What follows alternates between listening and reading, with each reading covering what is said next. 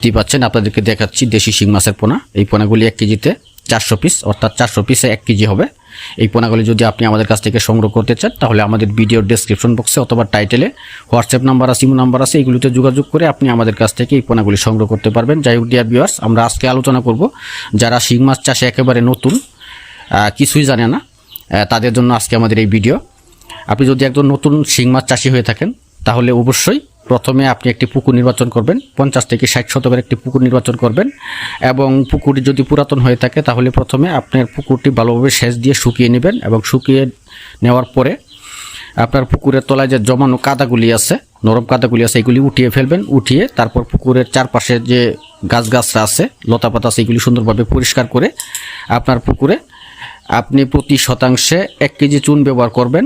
অর্থাৎ আপনার পুকুর যদি 60 শতাংশ হয় তাহলে 60 কেজি চুন ব্যবহার করবেন, এবং এই চুন ব্যবহারের একদিন পর আপনি আপনার পুকুরে পানি দিয়ে দিবেন।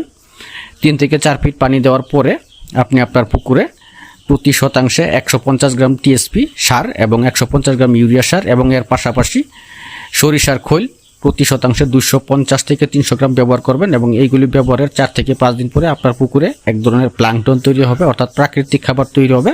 তখন আপনি আপনার পুকুরে পোনা মজুত করবেন।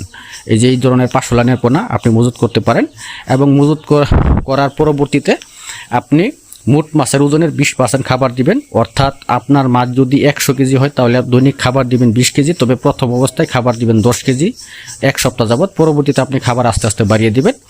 এইভাবে যদি আপনি মাত্র 4 মাস আপনার পুকুরে এই মাছগুলি 400 থেকে 500 লাইনের মাছ আপনি যদি চাষাবাদ করেন তাহলে 100% 10 থেকে 12টা কেজি আসবে। এটা আপনি নিশ্চিত থাকতে পারেন, যদি আপনার মাছ রোগাক্রান্ত না হয়। আপনারা সবাই জানেন যে মানুষের ক্ষেত্রেও মানুষ যদি রোগাক্রান্ত হয় সেই ক্ষেত্রে মানুষ অনেক দুর্বল থাকে। তো আপনারা সবাই জানেন যে মাছের ক্ষেত্রেও ওরকমই একটি অবস্থা। যদি আপনার মাছ রোগাক্রান্ত না হয়, কোনো রোগে আক্রান্ত না করে, তাহলে অবশ্যই আপনার 4 মাসে 10 থেকে 12টা কেজি আসবে। সবাইকে অসংখ্য ধন্যবাদ ভিডিওটি দেখার জন্য। যদি আমাদের ভিডিওটি ভালো লেগে থাকে অবশ্যই একটি লাইক দিবেন।